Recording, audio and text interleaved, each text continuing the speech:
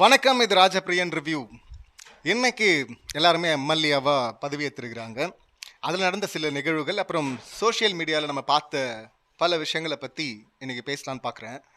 First சட்டமன்றத்துக்குள்ளே வர்றதுக்கு முன்னாடி இங்கே இந்த கேம்பெயின்லேயே பார்த்தீங்கன்னா இந்த ரசிகைகள்லாம் பார்த்தீங்கன்னா பயங்கரமாக அலப்பறை கொடுத்துருந்தாங்க. அதில் ஒரு ரசிகை வந்து ரேஷன் கடையில் போயிட்டு பதிவு பண்ணோம் அப்படின்னு சொல்லிட்டு போனால் அத்தாச்சி எடுத்துட்டு வா அப்படின்னு கேட்குறாங்க. அத்தாச்சுன்னா அவங்க வந்து ஆதாரம், நீங்கள் தான் இன்னார் அப்படிங்கிறதுக்கான விஷயம் எடுத்துகிட்டு வாங்க அப்படின்னு கேட்குறாங்க. என்ன இதுவே எங்கள் தளபதி வந்துட்டாருன்னா எதுவுமே கிடையாது, போய் நின்னா கொடுத்துருவாங்க. ஏற்கனவே ஒரு பெண் பேசுனதை பார்த்தோம்ல.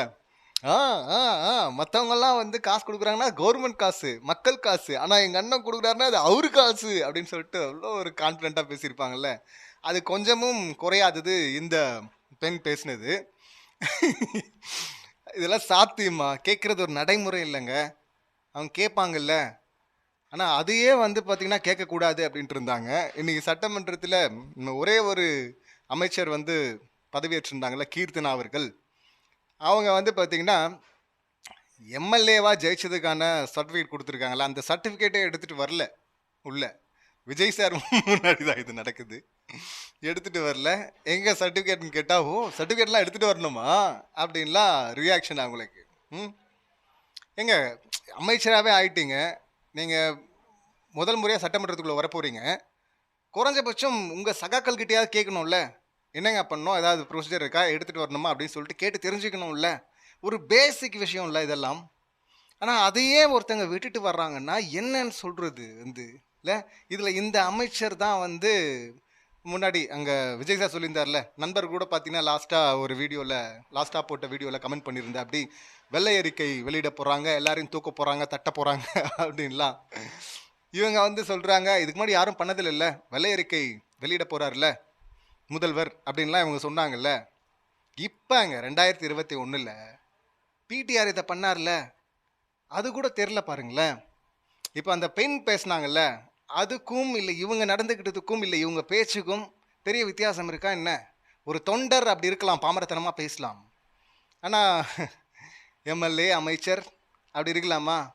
ஆனால் அப்படியே வந்திருக்கிறாங்க பாருங்கள். இதில் வேற அந்த வெள்ளை அறிக்கை பற்றி அவங்களும் அப்படி தான் சொல்கிறாங்க, இதுவரை யாரும் வெளியிட்டதில்லை அப்படின்னு சொல்லிட்டு. பிடிஆர் அதை பண்ணார் 2021. கொடுமை இல்லை இதெல்லாம். இதில் இப்போ விஜய் சார் வந்து எல்லாரையும் போய் சந்திச்சதெல்லாம் இருக்குது. இப்போ அதுக்கு முன்னாடியே உள்ளே பார்த்தீங்கன்னா ஒரு ஏடிஎம்கே அமைச்சர் எம்எல்ஏ பார்த்தீங்கன்னா வந்து மேடம் ஜெயலலிதா அவருடைய ஃபோட்டோ பார்த்து தேம்பி அழ ஆரம்பிச்சிட்டாரு. அதை பார்க்கும்போது கொஞ்சம் ஒரு மாதிரி தான் இந்த பாவம், இத்தனை வருஷங்களுக்கு அப்புறமும் ஃபோட்டோவை பார்த்து அழுகுறாருன்னா ஒரு உண்மையான விசுவாசியாக இருப்பார் போல இருக்கு அப்படின்னு தோணுச்சு அதை பார்க்கும்போது. ஆனால் இப்படி அழுகுறது ஒன்றும் இவங்களுக்கு புதுசும் கிடையாது. ஜெயலலிதா அவர்களின் மறைவிற்கு பிறகு இவங்கெல்லாம் பதவி ஏற்றாங்கல்ல. இப்போ பதவி ஏற்கும்போது எல்லாருமே பார்த்தீங்கன்னா அழுதுகிட்டே தான் பதவி ஏற்றிருப்பாங்க. ஆனால் அப்படி இருந்தவர்கள்லாம் இப்போ எல்லாரும் அழுதுறாங்கன்னா, இப்போ ஒரே ஒருத்தர் இருக்கார், மிச்சம் இருக்கார், ஒரே ஒரு குருக்கள் மாதிரி அப்படின்னு. இன்னொன்று பெருசாக பேசப்பட்டது பார்த்தீங்கன்னா, முன்னாள் முதல்வர் எடப்பாடி அவர்கள் வராரு, விஷ் பண்ணுறாரு விஜய் சாருக்கு. ஆனால் விஜய் சார் வந்து கண்டுக்கவே இல்லை. அவர் பேப்பர்லாம் வந்து ஸ்லிப் பண்ணிவிட்டு அப்புறமா எடுத்து அங்கே போகிறாரு. இது வந்து ரெண்டு மாதிரியும் சொல்கிறாங்க. ஒன்று வந்து அவர் ஃபோட்டோ பார்த்து தான் வந்து விஷ் பண்ணார், மேடம் ஜெயலலிதா ஃபோட்டோவுக்கு தான் வணங்கினார் அப்படின்னு. அப்படி பார்த்தா நம்ம பார்க்குற வெளியே வந்து அந்த கேமராங்களில் பார்க்கும்போது அப்படி தெரியல, எதிரில் விஷ் பண்ணுற மாதிரி தான் இருக்குது. அப்படியும் நடந்திருக்கலாம். ஆனால் நிறைய பேருக்கு விஜய் சார் வந்து விஷ் பண்ணார், விஷ் பண்ணவங்களுக்கெல்லாம். ஆனால் இங்கே ஏன் நடக்கலை அப்படின்னு சொல்லிட்டு விவாதம் ஆச்சு ஒன்று. இன்னொன்று பார்த்தீங்கன்னா இன்னொரு எம்எல்ஏ இந்த ஸ்கூல்லலாம் நடக்கும்ல, இது பக்கத்து ரெக்கார்டை எடுத்துகிட்டு வந்துடுது இன்னொரு பையனுது அப்படின்னு. அந்த மாதிரி பார்த்தீங்கன்னா அவருடைய சர்டிஃபிகேட்டை கேட்டால் அவர் பக்கத்தில் உட்காந்துருடைய சர்டிஃபிகேட் எடுத்துகிட்டு வந்து கொடுக்க, அதை பார்த்து இது நீ இல்லைப்பா அப்படின்றதும் பார்த்தீங்கன்னா அவர் ஓ பக்கத்தில் மாறி போச்சுன்னு சொல்லிட்டு அப்புறம் அவர் போயிட்டு வாங்கிட்டு வர்றாரு. அப்புறம் ராஜ்மோகன் பற்றி நம்ம ஆல்ரெடி சொல்லியிருந்தோம். அமைச்சர் ராஜ்மோகன் மாண்புமிகு அமைச்சர். ஆண்டவன் மீது ஆணையாக அப்படின்னு சொல்லிட்டு விஜய் சாரை குளிர்விக்கணும் அப்படிங்கிறதுக்காக ஒன்று பண்ணார். மற்ற யாரும் பண்ணாத பெரிய விஷயம் இல்லை அது. ஆனால் திரும்பவும் ஏற்கனவே அமைச்சராக பொறுப்பேற்கும் போது அதை பண்ணார். இப்போ பார்த்தீங்கன்னா எம்எல்ஏ பதவியேற்கும் போதும் அப்பயும் பார்த்தீங்கன்னா ஆண்டவன் மீது அப்படின்னு சொல்லிட்டு. இதெல்லாம் வந்து ஜெயலலிதா அம்மா இருக்கும்போது நடந்தது. ஆனால் பெரும்பாலும் பார்த்தீங்கன்னா மற்றவங்கெல்லாம் கூட பண்ணலை. இன்னொருத்தர் வந்து பண்ணதை பார்த்தோம், மனித கடவுள் அப்படின்னு சொல்லிட்டு விஜய் சாரை கோட் பண்ணது. தேவையில்லாத இல்லை, அவரே சொல்லிட்டார்ல நான் தேவதூதன்லாம் கிடையாது அப்படின்னு. ஆனால் ஆண்டவன் மீதுன்னா விசுவாசமா இது, விசுவாசத்தை காட்டுறதா இது? இவர் வந்து யூடியூபராக வேற இருந்தவர். முற்போக்கா பேசுறதெல்லாம் அப்படி தானே காட்டியிருப்பார். யூடியூப்ல என்ன பிற்போக்குத்தனமாக பேசிட்டு போறாரு. பட் என்ன சார் இது, ஆண்டவன் மீது மற்றவங்க கூட சொல்லியா சார், உங்களுக்கு ஏன் சார் இது? ஆனால் இந்த முறை வந்து விஜய் சார் வந்து பார்த்த உடனே கண்டுபிடிச்சிருப்பார். வரும்போதே வந்து ஆஹா நீயாப்பா, வாப்பா வாப்பா, நீ என்ன சொல்ல போறன்னு தெரியும் அப்படின்னு சொல்லிட்டு தலை குனிஞ்சிட்டாரு. இதுதான் சொல்ல போறாருன்னு ஒன்று. இதே ஒரு தர்ம சங்கடத்தை உருவாக்குற இடம்ல அது. அது திரும்ப திரும்ப அதை பண்றது மூலியமா என்ன விசுவாசன்றதை ப்ரூவ் பண்றீங்களா? நம்ம ஏற்கனவே சொன்னோம் லாஸ்ட் வீடியோலே, இந்த மாதிரி ஆட்கள் கிட்ட தான் உஷாரா இருக்கணும். ஏன்னா இப்போ ஏடிஎம்கே உடைய போகுதுன்றாங்கல்ல, அதுல பெரும்பாலும் இப்படிதான் நடந்துகிட்டவங்க தான். ஆனா என்ன நடக்கும்? இன்னொன்று இதில் இன்னைக்கு பார்த்தீங்கன்னா விஜய் சார் போயிட்டு முன்னாள் முதல்வரை சந்திக்கிறார். ஆக்சுவலி சட்டமன்றத்தில் எதிர்க்கட்சி தலைவர் உதயநிதி சார் வர்றாரு. அவர் வந்து பார்க்கவே இல்லை, விஜய் சாரை பார்க்கல, செந்தில் பாலாஜி அவர்களும் பார்க்கல. அப்படியே வந்து நேராக சைன் பண்ணிட்டு உறுதிமொழி எடுத்துகிட்டு போகிறாங்க. இது இப்படி இருக்கே, இது சரியா அப்படின்லாம் பேசிகிட்டு இருக்கும்போது கட் பண்ணால் விஜய் சார் வந்து அங்கே முன்னாள் முதல்வரை சந்திக்க போகிறாரு. இவர் ஏன் வந்து இந்த விஜய் சார் பதவியேற்கும் போது வரல அப்படின்னு சொல்லிட்டு நிறைய பேர் விவாதங்கள்லாம் கேட்டிருந்தாங்க. சில பத்திரிகையாளர் கூட பேசியிருந்தாங்க, எதிர்க்கட்சி தலைவர் வரணும், வந்திருக்கணும், முன்னாள் முதல்வர் வந்திருக்கணும் அப்படின்லாம். எனக்கு அதில் ஒரு மாற்று கருத்து இருக்குது. அவர் டூருக்கு போன இடத்துல போயிட்டு டிவிக்கேன்னு கத்திட்டு இருந்த ஆட்கள் இவங்க தொண்டர்கள். அப்படி இருக்கும்போது இங்கே வந்திருந்தா இந்த மாதிரி கத்த மாட்டாங்க அப்படிங்கிறதுக்கு ஏதாவது உத்தரவாதம் இருக்கா? அது வேற மாதிரி ஒரு சலசலப்பை உண்டாக்கி இருக்க கூடும்ல. ஏன்னா இந்த க்ரௌடை இவங்களாலே கண்ட்ரோல் பண்ண முடியலையே. மேலே ஏறாத இறங்குன்னதும் பின்னாடி வராதனாலும் போகிறதும் அதெல்லாம் பார்த்துருக்குறோம்ல. இல்லை போயிட்டு டூர் போன இடத்துல போயிட்டு எதுங்க அவ்வளோ க்ரௌடு சேர்ந்துக்கிட்டு வந்து டிவிக்கேன்னு கத்தணும்? இதெல்லாம் என்ன மாதிரியான ஒரு விஷயம்? அதை பண்ணியிருக்கவே கூடாது இல்லை. ஆனால் அப்படி பண்ணுறவங்க விழாக்கு எப்படி போக முடியும்? ஸோ அதனால் தவிர்த்துருக்கலாமோ அப்படின்னு தோணுச்சு எனக்கு. ஆனால் இப்போ விஜய் சாரே அங்கே போகும்போது அவங்க அதை ரிசீவ் பண்ணதும் இவர் போனதும் எல்லாமே சூப்பராக இருந்தது. அடுத்து வைகோ அவர்களை சந்திக்கிறாரு சீமான் சார், அடுத்து அன்புமணி அவர்கள், இது மாதிரி ஒவ்வொருத்தராக சந்திக்கிறாரு. இன்னும் இந்த சந்திப்பு தொடரும் அப்படின்னு நினைக்கிறேன். குறிப்பாக இதில் ஒன்று சொல்லணும்னா, வைகோ அவர்களை சந்திக்கும் போது ஒரு விஷயம் நிகழ்ச்சியாக இருந்தது. அவங்களே வந்து இவங்க வந்து பெண்கள் அங்கே இருக்கிறவங்கள வந்து இவங்க வந்து விசிலுக்கு ஓட்டு போட்டவங்கன்னு சொல்லும் போது அவங்க வந்து திஷ்டிலாம் சுத்த இவரும் திரும்பி இதெல்லாம் பண்ண, அதெல்லாம் வந்து க்யூட் மொமெண்ட்டாக இருந்துச்சு அதெல்லாம் பார்க்குறதுக்கு. இது வந்து ஒன்றும் புதுசுலாம் கிடையாது. இது ஏற்கனவே முன்னாள் முதல்வர் ஸ்டாலின் அவர்கள் மேடம் ஜெயலலிதா சிஎம்மாக இருக்கும்போது அவர் நேரில் போய் மீட் பண்ணியிருக்கிறாரு. இதெல்லாம் முன்னாடியே நடந்திருக்கு, இன்னும் பின்னாடியெல்லாம் நடந்திருக்கு. அவ்வளோலாம் நமக்கு தேவையில்லை, நமக்கு தெரிஞ்ச இடத்துலேருந்தே அதை பார்த்து தான் இருக்கும். நாகரீக அரசியல் அப்படிங்கிற அந்த விஷயத்தை அவர் முன்னெடுத்தார். எத்தனை பேர் இப்போ சீமான் அவர்கள்கிட்ட அவருடைய தந்தையார் இருந்தப்போ ஃபோனில் பேசினது, பாண்டே அவர்களின் வீட்டுக்கு போனது, இந்த மாதிரி நிறைய அவர் பண்ணிட்டார் முன்னாள் முதல்வர். இது ஒன்றும் புதுசு கிடையாது.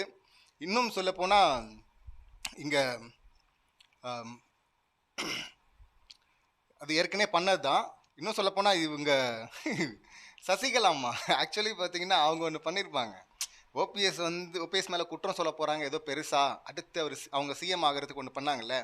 அந்த டைமில் பார்த்தீங்கன்னா அவங்க சொல்லியிருப்பாங்க, முன்னாள் அதாவது எதிர்க்கட்சி தலைவரும் முதல்வரும், அதாவது ஓபிஎஸ் அண்டு ஸ்டாலின் அவர்களை சொல்கிறாங்க, ஒருவரை ஒருவர் பார்த்து கொண்டும் சிரித்து கொண்டும் அப்படின்னு சொல்லிட்டு அதை ஒரு பெரிய குற்றச்சாட்டாக அவங்க சொல்லியிருப்பாங்க. ஏமா பார்த்துக்கிறது, சிரிக்கிறது, ஸ்மைல் பண்ணுறது இது ஒரு பெரிய குற்றமாமா அப்படின்னு தான் அப்போ பார்க்கப்பட்டது.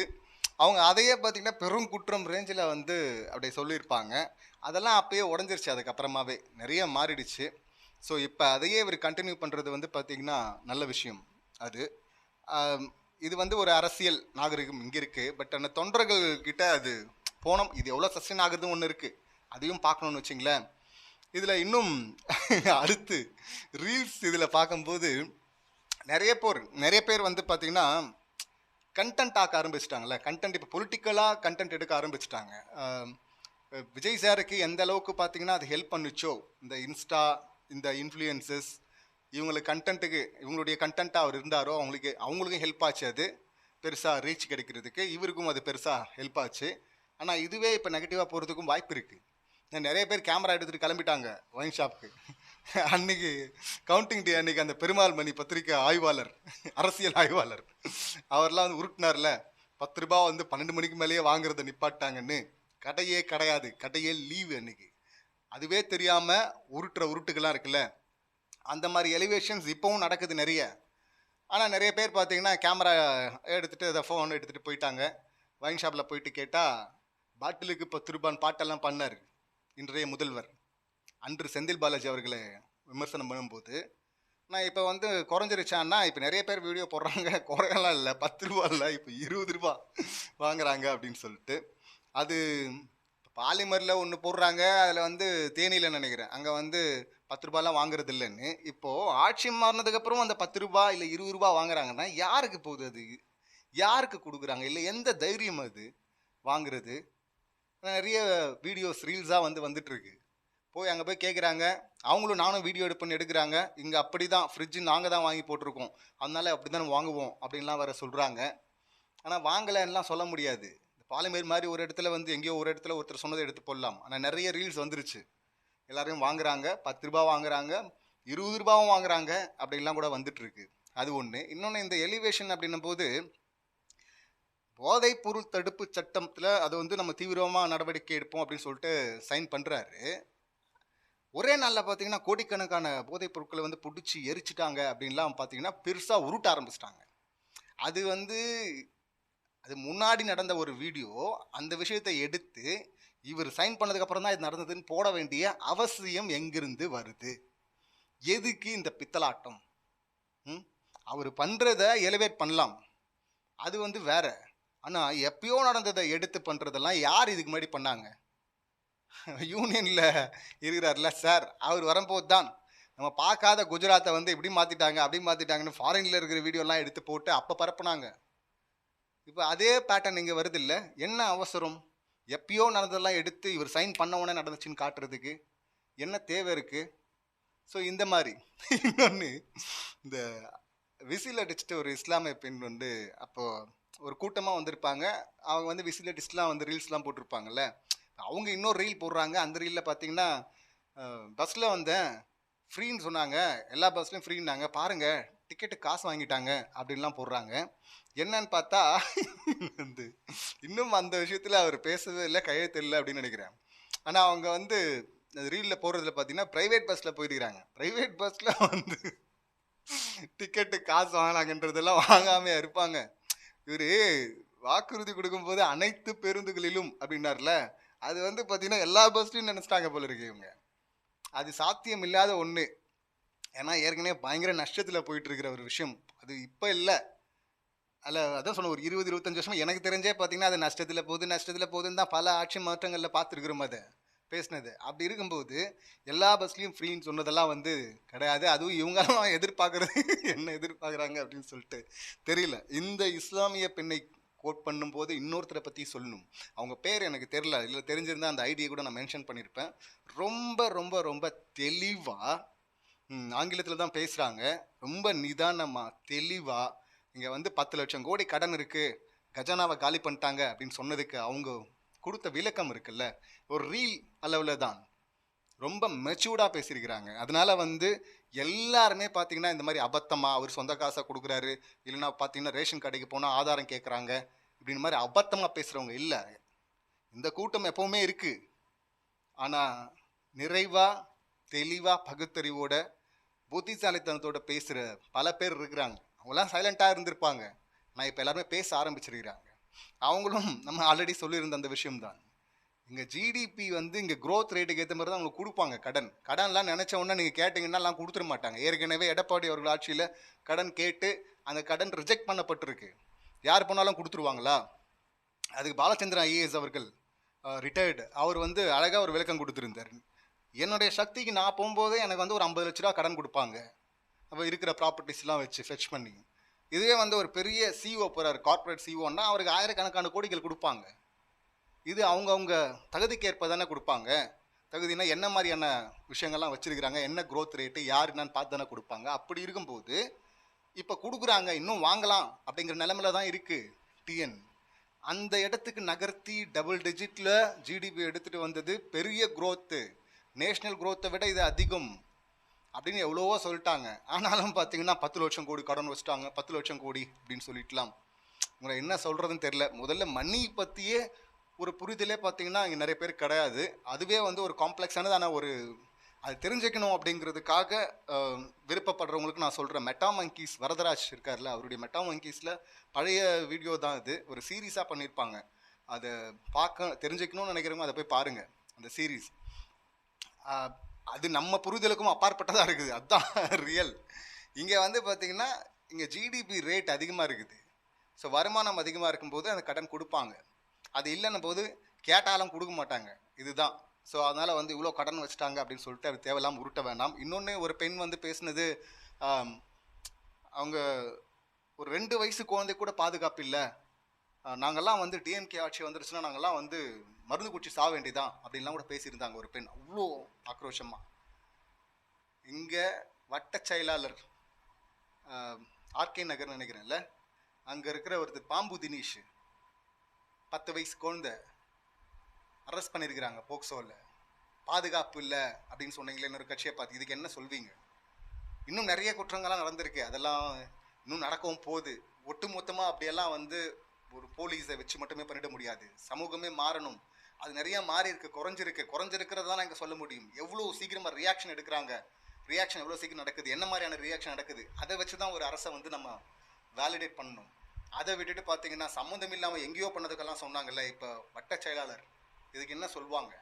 அது இல்லாமல் பார்த்தீங்கன்னா இன்னொரு ஒரு 2 பேர் சென்னையிலேயே ஒரு காவலர், பெண் காவலர், அவங்கள வந்து தள்ளி விட்டு ரோட்லேயே படுக்கிறார். அப்படி அவர் 2 பேராக வந்திருக்காங்க. ஒருத்தர் படுத்துறாரு, இன்னொருத்தர் வந்து அவருக்கு வக்காலத்து வாங்கி பேசுகிறாரு. கூட்டம் நின்று பார்க்குது. அந்த பெண் போலீஸ் வந்து அவங்க சொல்கிறாங்க, ஒரு பெண் மேலே ஒரு போலீஸ் மேலே இப்படி கை வச்சு தள்ளுறாரு, எல்லாம் கூட்டம் வேடிக்கை பார்க்குறீங்களேன்னு. ஆனால் தள்ளவர் பார்த்தீங்கன்னா இப்போ ரோட்டில் படுத்துக்கிட்டு நான் வந்து ஸ்ட்ரைக் பண்ணுவேன் அப்படிங்கிறாரு. கேட்டால் டிவிகே அப்படின்னு சொல்லிட்டு. பாதுகாப்பு இங்கே யார்கிட்ட இருந்து வேணும்? இன்னும் ஒரு தகவல் நான் சொல்லலை, குபேந்திரன் பத்திரிகையாளர் சொன்னது, பத்திரிகையில் வந்ததா சொன்னது தகவல். டிவிகேல 4ல் ஒருத்தர் வந்து பார்த்தீங்கன்னா கிரிமினல் பேக்ரவுண்ட் இருக்குது, அவங்களுக்கு கேசஸ் இருக்குது, அஃபிடவிட்டில் ஃபில் பண்ணதே அவங்களா கொடுத்ததே இப்படி ரெக்கார்டு இருக்குது அப்படின்னு சொல்லி. 4ல் ஒரு பங்கு அப்படின்னா இப்போ 100 25 7 அப்போ 26 27 பேருக்கு மேலே இப்படி ஒரு ஆல்ரெடி கேசஸ் இருக்குது அப்படின்னு சொல்லி. இதில் வந்து எளியவர்கள்லாம் வந்து எம்எல்ஏ ஆயிட்டாங்க அப்படின்னு சொல்லிட்டு ஒன்று அதில் ஆயிருக்கலாம். ஆனால் சதவீதம் இங்கே பெருசாக பூம் பண்ணி பேசப்பட்டது. ஆனால் பார்த்தீங்கன்னா 77 பேர், 107 பேரில் 77 பேர் கோட்டீஸ்வரர்கள் அப்படின்னு சொல்லிட்டு அஃபிடவிட்டில் அவங்களே தாக்கல் பண்ணுது அப்படின்னு சொல்லிட்டு இன்னொரு தகவல் இருக்குது. ஸோ அப்போ இவங்க எதெல்லாம் பெருசாக சொல்லி எலிவேட் பண்ணாங்களோ அது எல்லாமே வேறன்னு ஒன்றுன்னா உடையுதா? நீர்க்குமிழி மாதிரி உடஞ்சிட்டே வருது இல்லை?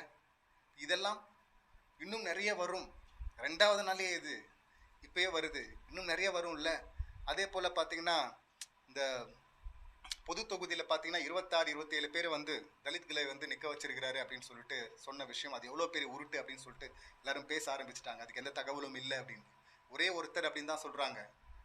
ஆனால் இன்னொன்று திரும்பவும் சொல்லணும், திரு தொல் திருமாவளவன் அவர்கள் அவருடைய முடிவை அறிவிக்க கொஞ்சம் தாமதமானதும் பார்த்தீங்கன்னா அவரை எவ்வளோ கேவலமாக பேசினாங்களோ அது இன்னும் தொடர்ந்துட்டே இருக்கு.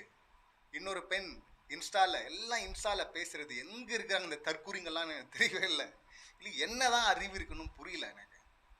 ஒரு சாதியை சொல்லி தீட்டி இன்னொரு பெண்ணை அவங்க ஒரு வீடியோ போட்டிருப்பாங்க போல, அந்த வீடியோ அவங்க ஸ்க்ரீன்ஷாட் எடுத்து போட்டு கண்ணா அப்படின்னா அந்த சாதியை சொல்லி திட்டிட்டு இருக்கிறாங்க. நீ இந்த சாதியில் பிறந்துட்டுனா சலுகையிலே வாழ்வியா, கேப்பியா, பிச்சை எடுப்பியா, என்னென்னவோ பேசுகிறாங்க. எப்படி அந்த பெண் இப்போ குறைஞ்சபட்சம் அந்த பெண்ணுக்கு பார்த்தீங்கன்னா ஒரு 18 வயசு மேலே இருக்குங்க, ஓட்டு போட்டிருப்பாங்க நிச்சயமா. பேசிக்காக இத்தனை வருஷம் எங்கே வாழ்ந்துருப்பாங்க அவங்க? கூட இருக்கிறவங்க ஒருத்தன் கூட சொல்லியிருக்க மாட்டான் நான் இது மாதிரி பண்ணக்கூடாது பேசக்கூடாது அப்படின்னு சொல்லிட்டு. இல்லை எல்லாம் ரிசர்வேஷன். நிறைய பெண்கள்லாம் ஸ்கூல் பெண் கூட பார்த்தீங்கன்னா கேம்பெயின் நடக்கும்போது அப்போ ஒரு பெண்லாம் பேசியிருப்பாங்க ரொம்ப தெளிவாக. அது டெலிவிஷன்லேயே வந்துச்சு அப்படின்னு நினைக்கிறேன். ரிசர்வேஷன் பற்றி எல்லாருமே இங்கே ரிசர்வேஷனுக்கு உள்ளே இருக்கிறோம். அப்படி இருக்கும்போது குறிப்பிட்ட சமூகம் மட்டும்தான் ரிசர்வேஷன் இருக்குது அப்படின்னு சொல்லிட்டு அதை கொச்சையாக கேவலமாக பேசுகிறதெல்லாம் இந்த தற்கூரிகள்லாம். இது ரிசர்வேஷன் வந்து எவ்வளோ நாள் ஆச்சு, இன்னும் இந்த பேசிக் விஷயம் கூட போய் சேரல. அது தெரியாமல் இவ்வளோ கேவலமாக பேசினா பிசிஆர் ஆக்ட் பாயும் அப்படின்னு தெரியாமல் தான் பேசுகிறாங்க. இவங்க மேலே என்ன நடவடிக்கை எடுக்க போகிறாங்க? இல்லை இத்தனை வயசாயும் அந்த பெண்ணுக்கு புரியலன்னா எது மறைச்சிட்ருக்கு அந்த பொண்ணுக்கு அது போய் சேராமல்? ரொம்ப ஒஸ்ட்டாக இருக்குல்ல. அவ்வளோ தைரியமாக வீடியோ போட்டு இவங்க மேலாம் என்ன நடவடிக்கை எடுக்க போகிறாங்க? ஆனால் இன்னொன்று வருது, நிறைய ஐடிஸ் மேலே வந்து நடவடிக்கை எடுக்கப்படும் விஜய் சாரை விமர்சிச்சா அப்படின்லாம் சொல்லிட்டு அந்த மாதிரி நிறைய பதிவுகளை பார்க்க முடியுது. அது இன்னும் அடுத்து இவங்க ஆக்ஷன் எடுக்கும்போது தான் பிளாக் பண்ணப்பட்டா அப்போ தான் இன்னும் வீரியமாக வந்து பேசுவாங்கன்னு நினைக்கிறேன். அதை பற்றி ஃபுல்லாக தகவல் இல்லை, நிறைய லிங்க் கொடுத்து அதை பற்றி சில வீடியோக்கெல்லாம் போட்டுருக்குறாங்க. ஒருத்தன் ஃபாரின்ல உட்காந்துக்கிட்டு கவர்னர் அவர்களை பற்றி பேசும்போது விமர்சனம் பண்ணலாம், கூப்பிட்டுருக்கணும் சட்டப்படின்னு சொல்லிட்டு, அதை விட்டு கண்ணா பின்னான்னு கேவலமாக பேசின வீடியோ அதை ஷேர் பண்ணி ஆக்ஷன் எடுங்க சொன்னோம். ஐடிஸ்க்கெல்லாம் வந்து எங்கள் காவல்துறையிலேருந்து வார்னிங் வந்திருக்கு, இல்லை முடக்கப்பட போகிறதா தகவல் வந்திருக்கு அப்படின்லாம் கூட நிறைய பதிவுகளை பார்க்க முடிஞ்சு. ஸோ இந்த ஆட்களை வச்சுக்கிட்டு தான் இங்கே மாற்றத்தை எடுத்துகிட்டு வரணும். மாற்றத்தை எடுத்துகிட்டு வர்றதுக்கு தடையாக மற்றவங்கலாம் இருப்பாங்க, எதிர்கட்சி இருக்கும், அவங்க இருப்பாங்க, இவங்க இருப்பாங்க அப்படின்லாம் பார்க்குறத விட இங்கே பின்னாடி இல்லை, சைடில் பக்கத்தில் இருக்கவங்களே இருப்பாங்க போல இருக்கு. அந்த மாதிரி நிலை தானே இருக்கு இங்கே. இதெல்லாம் தாண்டி வரணும்னா இன்னும், அதாவது விஜய் சார் வந்து பண்ண விஷயத்தில் நல்ல விஷயம் இருக்குன்னு சொன்ன மாதிரி ஒரு பெரும் கூட்டத்தை வந்து அரசியலுக்கு கூட்டு வந்திருக்கிறாரு. என்ன பிரச்சனைன்னா அவங்க இப்போதான் ஆவே படிக்கிறாங்க. அதான் ஒரு அமைச்சராக பொறுப்பேற்றவங்க கூட பார்த்தீங்கன்னா வெள்ளை அறிக்கை யார் விட்டுருக்காங்க இதுக்கு முன்னாடின்னு கூட தெரியலையே, போன ஆட்சியில் நடந்துச்சுன்னு கூட தெரியலையே அவங்களுக்கு. இன்னும் அவங்களுக்கே அப்படின்னா இப்போ சர்டிஃபிகேட் எடுத்துகிட்டு வந்தோன்னு தெரியலையே. இல்லை இன்னும் பாமரர்கள்லாம் எப்படி இருப்பாங்க, தொண்டர்கள்லாம் எப்படி இருப்பாங்க, இன்னும் பேசிகிட்டு இருக்காங்களே இந்த மாதிரிலாம். அவங்களெல்லாம் யார் புரிய வைக்கிறது, அவங்ககிட்ட என்ன பேசுறது, அவங்களுக்கு எல்லாமே புதுசாக இருக்குங்க. புதுசாக வந்துருக்குறாங்கல்ல, இவர் கோட் சூட் போகிறது புதுசாக இருக்குது, அங்கே போய் பார்க்குறது புதுசாக இருக்குது, எல்லாமே எது பண்ணாலும் புதுசாக இருக்குது அவங்களுக்கு இல்லை. ஆனால் நம்ம பேசுகிறதும் அவங்களுக்கு புரியாது, அவங்களுக்கு புரிகிற மொழியில் எப்படி பேசுறது. ஆனால் நம்ம உண்மையாக பேசுகிறவங்க கூட பார்த்தீங்கன்னா கொஞ்சம் தடுமாற்றமும் இல்லை மற்ற விஷயங்களை யோசித்து இது கரெக்டா அப்படின்னு சொல்லிட்டு 1-2 முறை செக் பண்ணி டபுள் செக் பண்ணி எல்லாம் பேசும்போது இந்த பொய்யா பேசுகிறவங்க அந்த முகத்தில் இருக்கிற அந்த கான்ஃபிடென்ட்டை பார்க்கணுமே, வேற லெவலில் இருக்குங்க அந்த கான்ஃபிடென்ட்லாம். பா இல்லை நான் தற்கூறிகள்லாம் இவங்களெல்லாம் இப்போ பேசின அந்த பெண் இருக்குல்ல, ஜாதி ரீதியாக தற்கூரி தானே அது. தற்கூரின்னு சொல்கிறது ரொம்ப டீசெண்டாக சொல்கிறோம், வேற என்னன்னு சொல்லணும் இவங்கெல்லாம். ஸோ இந்த மாதிரி நிறைய பேர் அட்டகாசம் ஒரு பக்கம், ஒரு பெண் காவலர் மீது இங்கே வைக்கிறது இன்னொரு நிறைய இதெல்லாம் வந்து நம்ம பேச வேணாம்னு நினைக்கிறோம். பட் ஆனால் இப்படி பேச வேண்டியிருக்கு. நமக்கே வந்து எத்தனை முறை இதே பேசுகிறேன்னு சொல்லிட்டு ஒரு சலிப்பு ஏற்படலாம். ஆனால் வேறு வழி கிடையாது, பேசி தான் ஆகணும் இங்கே. இன்னொன்று நல்லா ஞாபகம் இருக்குது, வாய்ஸ் ஆஃப் சவுத் சங்கர் அப்படின்னு சொல்லிட்டு ஒரு பையன் இருந்தா அப்படி இல்லை, அந்த பையனை அரெஸ்ட் பண்ணாங்க ஒரு நாள் நைட்டு. அது அப்போல்லாம் வந்து பார்த்தீங்கன்னா பாருங்கள், இங்கே வந்து எதுக்கு அரெஸ்ட் பண்ணாங்கன்னா ஆக்சுவலி பெண்களுக்கு உரிமை தொகை அப்படின்னு சொல்லிட்டாங்க. அது வந்து தகுதியுள்ள மகளிருக்கு அப்படின்னு சொல்லிட்டு சொன்னது வந்து பார்த்தீங்கன்னா இங்கே வேற மாதிரி திருப்பிட்டாங்க. அதுக்கு அந்த பையன் என்ன பண்ணியிருந்தான்னா, அப்போது கவுண்டமணி சார் காமெடி ஒன்று இருக்கு, கவுண்டமணி செந்தில் காமெடி. அவர் மில்லுக்கு வேலைக்கு ஆள் எடுக்கும்போது பார்த்தீங்கன்னா நீ ரிஜெக்டட், நீ செலக்டட், ரிஜெக்டட் அப்படின்னு சொல்லிட்டு அது அப்போ இருந்த ஒரு பிற்போக்குத்தனமான காமெடின்னு வச்சுங்களேன். காமெடி லெவலில் பார்த்துட்டு அதை விட்டுணும் அதெல்லாம். அதில் வந்து உன் பேர் என்னன்னு கேட்பாரு, வயசு கேட்டால் அவங்க வயசு சொன்னோன்னா வயசானவங்களை பார்த்தேன் சங்கீதா, சங்கோதர வயசு சங்கீதா அப்படின்லாம் சொல்லிட்டு ஒரு காமெடி இருக்கும்ல. அந்த ரிஜெக்டட் செலக்டட் அப்படிங்கிற அந்த காமெடி எடுத்து அது முதல்வரோட ஒப்பிட்டு அப்படி அந்த திட்டத்தை வந்து கொச்சைப்படுத்துகிற மாதிரி பேசினா இல்லை பதிவு போட்டிருந்தா அவங்கள என்ன பண்ணுவாங்க, நடவடிக்கை எடுக்காமல். அந்த மாதிரி பண்ணதுக்காக தான் அந்த பையன் மேலே வந்து அப்போது ஆக்ஷன் எடுத்தாங்க, அரெஸ்ட் பண்ணாங்க. இப்போ தகுதியுள்ள அப்படிங்கிறது வேற இதில் வந்து பார்த்திங்கன்னா அது விவாதிக்கப்பட்டது, நிறைய பேர் பேசினாங்க. இப்போ சுமந்த் ராமன் ஒருத்திருப்பார்ல, வலதுசாரி ஆதரவாளர், அவர் பார்த்தீங்கன்னா இப்போ வந்து உருள்றாரு. என்னன்னா அண்ணன் போட்ட சார், ஜெய் சார் முதல்வர்கள் போட்ட முதல் கையெழுத்து என்ன, 2 மாதத்துக்கு ஒரு மாதம் 200 யூனிட் மின்சாரம் ஃப்ரீன்னு சொல்லிட்டு அப்படி. ஆனால் இங்கே வந்து 500 யூனிட்டுக்குள்ளே யூஸ் பண்ணுறவங்களுக்கு 200 யூனிட், அது ஒரு 2 மாதம் அப்படின்னு சொல்லிட்டு வரும்போது ஃபிக்ஸ் பண்ணுறீங்கல்ல, இதே தானே அங்கே ஃபிக்ஸ் பண்ணாங்க. அது வேற இது வேறவா? இங்கே தகுதியுள்ள அப்படிங்கிற அந்த வார்த்தையை வந்து வேற மாதிரி திருப்பிட்டாங்க. தேவைப்படும் அப்படின்னு சொல்லிட்டு சொல்லியிருக்கலாம், அந்த வார்த்தையை கூட போட்டிருக்க வேணாம், தவறு தானே அது. ஆனால் இங்கே 500 யூனிட் அப்படின்னு சொல்லிட்டு பார்டர் ஃபிக்ஸ் பண்ணுறாங்க. இப்போ இதுக்கு என்ன சொல்வீங்க, அதே தானே இது. ஆனால் அங்கே வந்து தப்பு. அப்போனா நீங்கள் வந்து முதல்ல மேனிஃபெஸ்டோவில் ஏன் அப்படியெல்லாம் சொல்ல, நீங்கள் தேவைப்படும் இல்லை தகுதி உள்ள அப்படின்லாம் சொல்ல, இப்போ வந்து சொல்கிறீங்க அப்படின்லாம். அப்போ பொங்கல் வச்சவங்கலாம் பார்த்தீங்கன்னா இப்போ சுமந்த் ராமன் அவர் சொல்கிறாரு, எல்லாருக்கெல்லாம் கொடுக்க வேணாங்க காசு, இல்லை எல்லாருக்கெல்லாம் வந்து இந்த சலுகை வந்து கொடுக்க வேணாங்க, இது வந்து தேவைப்படுவங்களுக்கு தான் கொடுக்கணுங்க அப்படின்னு இப்போ பேசுகிறாங்க. பொங்கல் வைக்கிறாங்க. அப்போ வச்ச பொங்கல் வேற, இப்போ வைக்கிற பொங்கல் வேறவா இருக்கு இல்லை, இப்படி தான் பண்ண முடியும் அப்படின்னு. இதை நம்ம ஆல்ரெடி பார்த்தோம். இவங்க ஸ்பேஸ் போட்டு பேசுகிறதே பார்த்தீங்கன்னா இங்கே எங்களுக்கு தேவையில்லை. இப்போ இன்னொரு ரீலும் நம்ம கண்ணில் படுது. நம்ம இன்ஸ்டாகிராம்லலாம் இல்லை, இருக்கிறோம் அக்கௌண்ட் வச்சு. இப்போ போகிறதில்ல அங்கே பெருசாக, சும்மா எப்பயாச்சும் இருப்போம், ரொம்ப நேரம்லாம் இருக்க மாட்டோம். பதில் ஒன்லி எக்ஸலை மட்டும்தான் பார்க்குறது. ஃபேஸ்புக்கும் இன்ஸ்டாகிராமும் எப்பயாவது தான் போகிறது. ஸோ அப்படி பார்க்கும்போது இன்ஸ்டாலே வந்து இது எக்ஸ்தலத்திலே பார்த்தீங்கன்னா அந்த இன்ஸ்டாகிராம் ரீல்ஸ்லாம் வருது, எடுத்து போடுறாங்க. அதில் இன்னும் ஒரு 2 பெண்கள் வந்து ஒன்றும் செய்ய தேவையில்ல, இப்போல்லாம் ஒன்றும் செய்ய தேவையில்ல, அவர் பொறுமையாக செய்வார். பொறுமையாக செய்யிட்டான். நம்ம என்ன விமர்சனம் பண்ணும்போது 2 பேரையும் ஒரே தான் அளவில் வச்சு விமர்சனம் பண்ணுங்க. அது என்ன, அங்கே வந்து ஒன்று சொன்னீங்க, அங்கே பெண்களுக்கு பாதுகாப்பு இல்லை, குழந்தைக்கு பாதுகாப்பு இல்லைங்க, அதேவே இங்கே நடக்குது இல்லை. இப்போ யாரை எதிர்த்து கேள்வி கேட்பீங்க? அப்போ வந்து முதல்வர் மேலே போட்டிங்கன்னா அப்போ இப்போ இருக்கிற முதல்வர் மேலே தான் அதை சொல்லணும். ஆனால் அப்போ இதெல்லாம் இல்லைங்க, இது சமூக குற்றங்கள்னு சொன்னோம். இப்போ அடுத்து இன்னும் நிறைய குற்றங்கள் நடந்துட்டு இருக்கு, அதுக்கெல்லாம் எடுக்கணும். ஆக்ஷன் எடுக்காமலாம் இல்லை, எடுக்கிறாங்க. ஆனால் அப்படியெல்லாம் கட்டுப்படுத்திட முடியுமா? இது ஃபிலிம் இல்லை. இன்னொரு இடத்துல பார்த்தீங்கன்னா ஒரு ஃபுல் டைம் பேட்ரோல் ஒன்று பண்ணிக்கிறதா வந்து ஒரு 11 வண்டி அதை வச்சு பண்ணியிருக்கிறதா ஒரு பதிவு ஒன்று பார்த்தோம். நல்ல விஷயம், அதெல்லாம் பண்ணுவாங்க. ஆனாலும் குற்றங்களை முழுசாக எராடிகேட் பண்ணுற முடியாது. அது வந்து சமூக மாற்றம் வரணும், சமூகத்தில் தான் வரணும். அது ஆட்சியாளர்கள் வந்து அப்படி தடுத்துட முடியாது. குறைஞ்சபட்சம் ஆக்ஷன் எடுக்கணும் நேர்மையாக அப்படின்னு தான் கேட்குறோம். அப்படி யாரை வச்சு எடுக்க போகிறார்? இன்னும் என்னெல்லாம் பண்ண போகிறாங்க கூட இருக்கிறவங்கெல்லாம்? ஏன்னா அந்த குற்ற பின்னணி கேஸ்லாம் ஆல்ரெடி இருக்குது அப்படின்லாம் வர சொல்கிறாங்கல்ல, அவங்க என்ன பண்ண போகிறாங்க? இல்லை முட்டு கொடுக்கணும்னு சொல்லிட்டு எப்பயோ ஒன்றதெல்லாம் எடுத்துகிட்டு வந்தெல்லாம் கொடுக்க முடியாது. இப்போ மற்றவர்களும் வந்துட்டாங்க, எடுத்து போட ஆரம்பிச்சிட்டாங்க எல்லாத்தையும். அன்னைக்கு ஒன்று சொன்னார் விஜய் சார், இன்னைக்கு என்ன சொல்லிட்டு இருக்காரு அப்படின்னு. மாதிரி மாற்றி மாற்றிலாம் பேச முடியாது. எது அவருக்கு பெருசாக யூஸ் ஆச்சோ அதுவே. இப்போ அவருக்கு சப்போர்ட் பண்ண நிறைய பேரே பார்த்தீங்கன்னா சிரிக்கிறாங்க இன்ஸ்டாவில். இந்த மாற்றி எடுத்துகிட்டு வந்து கொடுக்குறது சர்டிஃபிகேட்டை, இல்லை சர்டிஃபிகேட் எடுத்துகிட்டு வராமல் வந்து நிற்கிறது, இந்த மாதிரி காமெடிகள்லாம் வந்து பார்த்து அவங்களும் சிரிச்சுட்டு தான் இருக்கிறாங்க. ஸோ இப்போ எல்லாருமே கேள்வி கேட்பாங்க. இவங்களை வந்து முடக்கிடலாம் முடியாது. அவதூறு பரப்புறவங்க, கொச்சையாக பேசுகிறவங்க, அவங்க மேலே கட்சிக்காரங்களாக இருந்தாலும் நடவடிக்கை எடுக்கணும், அது வேற. பட் கருத்து விமர்சனம் வைக்கிறவங்க, விமர்சிக்கிறவங்க, அவங்களெல்லாம் முடக்கணும்னு நினச்சா அது வேற இடத்துல போய் நிப்பாட்டிடும். ஏன்னா எது பாசிட்டிவாக அமைஞ்சதோ அவருக்கு அதுவே நெகட்டிவாக போகிறதுக்கான எல்லா வாய்ப்பும் இருக்குது. ஸோ இன்னைக்கு பார்த்ததில் பேசணும்னு நினச்ச விஷயங்கள் இவ்வளோதான். இன்னும் நிறைய இருக்குது, பார்ப்போம் அடுத்த நாள். இன்றைக்கி அவர் போய் எல்லாரையுமே போய் சந்திச்சது பார்த்தீங்கன்னா, அதான் சொன்னல, ரொம்ப ஆரோக்கியமான நல்ல விஷயம். வெள்ளை அறிக்காக நம்மளும் வெயிட்டிங் தான். எனக்கு கூட திரும்பவும் என்னென்னா, நான் விவாதத்துக்கு வர எல்லாருக்கிட்டையும், என்கிட்ட விவாதம் பண்ணுற எல்லார்கிட்டையும் நான் கேட்பேன் ரொம்ப சிம்பிளாக. அவங்க நினச்சிப்பாங்க இப்போ டிஎம்கேக்கு முட்டு கொடுக்குறோம் 200 ஊப்பிலாம் சொல்லுவாங்க. நம்ம தான் சொன்னோம் அடிப்படை உறுப்பினர் கூட கிடையாது. என்ன தயவு செய்து தப்பு பண்ணியிருக்கான்னு சொல்லிட்டு ப்ரூஃபோட போய் அரெஸ்ட் பண்ணி உள்ளே போடு அப்படிங்கிறேன். ஏன்னா 1.5 லட்சம் கோடி ஊழல்னு சொல்லிட்டு 2Gயில் சொல்லும் போது அப்படியே கொந்தளிச்ச குரூப்பில் நானும் ஒருவன் தான். ஆனால் அந்த 2Gயோட விஷயம், ஏன் நம்ம முதல்வர் சாருடைய படமே இருக்குல்ல, கத்தியில் டைலாக் இருக்குல்ல, காற்றுல ஊழல் பண்ண ஊருங்க இது அப்படின்லாம் அப்படியெல்லாம் பேசினாங்க. ஆனால் அந்த 2Gயில் என்ன ஆச்சு தெரியுமா? 7 வருஷம் கழிச்சு ஜட்ஜ்மெண்ட் வருது.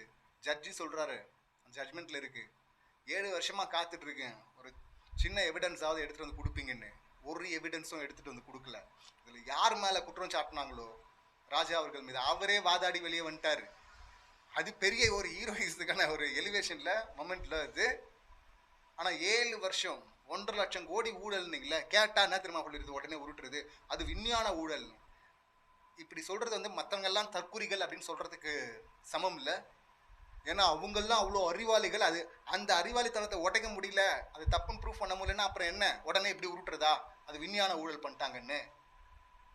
ஊழல் பண்ணியிருந்தா, தவறு பண்ணியிருந்தா ஆதாரத்தோட எடுத்து போட்டு உள்ள தண்டனையை வாங்கி கொடுங்க, யார் வேணான்னா வாங்கி கொடுங்க. ஆனால் விஞ்ஞான ஊழல் உருட்டாதீங்க. விஞ்ஞான ஊழல்லாம் ஒருத்தரெல்லாம் பண்ணுற முடியாது. அப்படின்னா மற்றவங்களாம் தற்குறிகள்னு சொல்கிற மாதிரி, அது மற்றவங்களை கொச்சப்படுத்துகிற மாதிரி நம்ம சொல்லல, அந்த மாதிரி உருட்டுறவங்களை சொல்கிறோம்.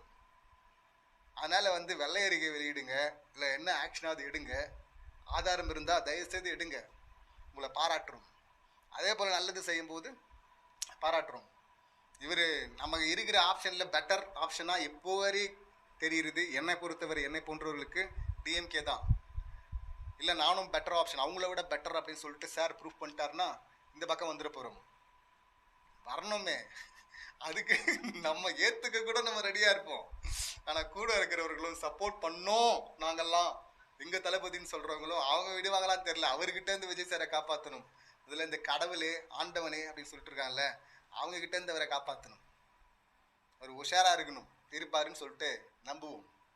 ஸோ பேசலாம், இன்னும் நிறைய இருக்கு. அது அடுத்த வீடியோவில் நாளைக்கு பேசலாம். இந்த சம்பவங்களை நீங்கள் எப்படி பார்க்குறீங்க, உங்கள் கருத்துக்கள் என்ன அப்படிங்கிறது கமெண்ட் பண்ணுங்கள். மீண்டும் அடுத்த வீடியோவில் சந்திக்கலாம். நன்றி, வணக்கம்.